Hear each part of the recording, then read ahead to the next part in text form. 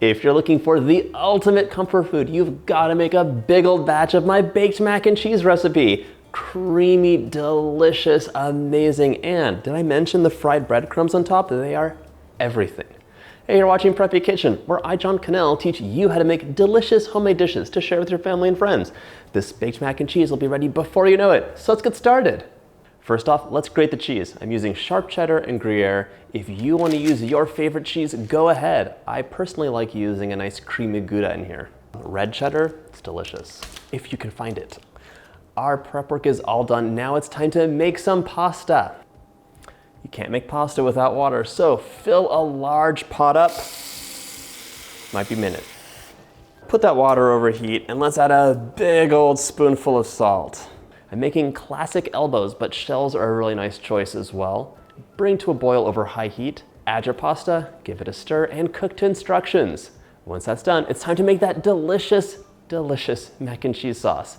To do that, we're gonna have 3 cups of whole milk into a pot. This is gonna go over medium heat and you're gonna scald the milk almost to a boil because when you use cold milk, that does not make the best sauce. Grab a really big pan or even a pot. This is where the magic happens. On you go. Time to melt 1/2 cup or 113 grams of butter in a big pan. Let's get this nice and melty. If you want to be a little adventurous, you could totally brown the butter in the pan. That'll add a little bit more depth of flavor, but it's totally up to you. If you ever see this, you know it's the beginning of an amazing recipe. This recipe is going to come together really quickly, so you might as well set that oven to 375 because it'll be baking before you know it. Okay, butter's melted. Let's add in 1/3 cup of all-purpose flour. Sprinkle it in. You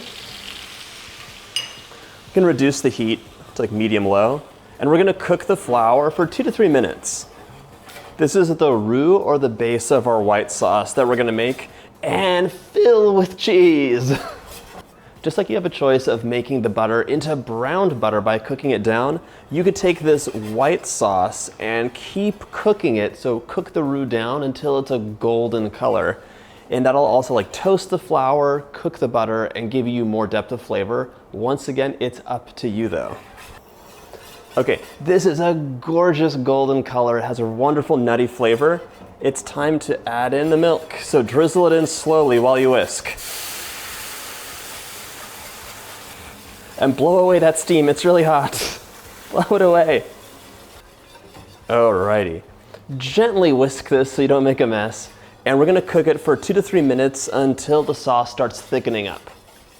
My white sauce has thickened up. It'll continue to thicken up a little bit, so don't go crazy. Let's take it off heat now.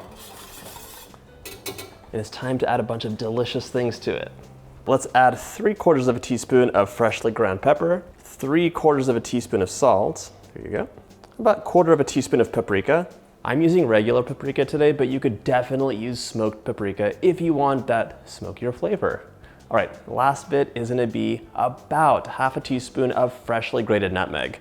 Nutmeg pairs really well with any white sauce, and it's a classic in mac and cheese, even if you didn't know it was there.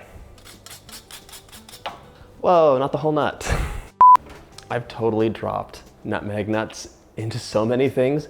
You can just rinse them off, it'll be fine. And now it's time for our cheese, glorious cheese. Add them in any order you want. Don't spill any on the floor. All that Gruyere too. Okay, keep stirring that in. And last but not least, we're adding in 1 cup of heavy cream. Mix that in there.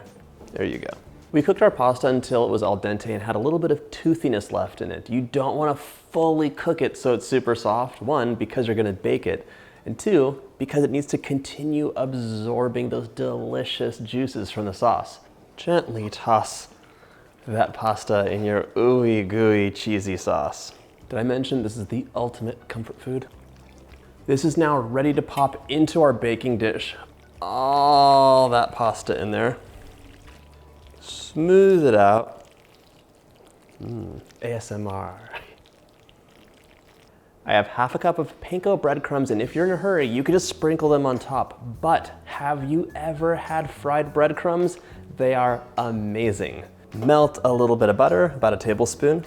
Once your butter's melted, add in those panko crumbs.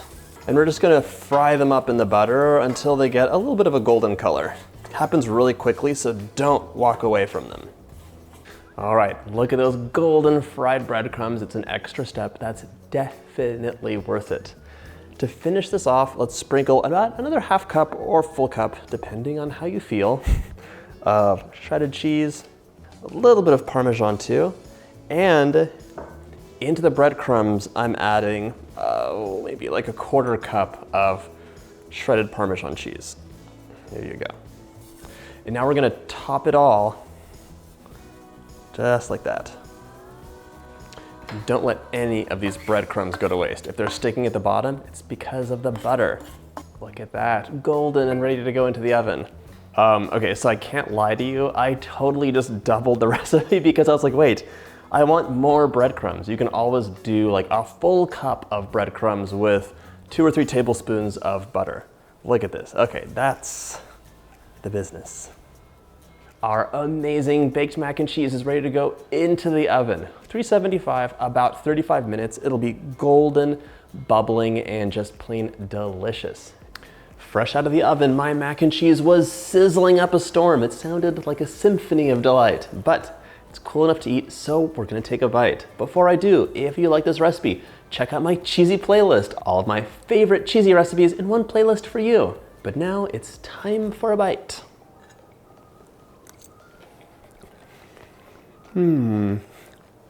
Hi friend, I missed you. So good. The fried breadcrumbs are everything. With the creaminess, it's like, oh, it's just perfect. I hope you get a chance to make this recipe. And if you like my videos, hit that like button, subscribe, hit the notification bell, and I'll see you in the next cheesy video.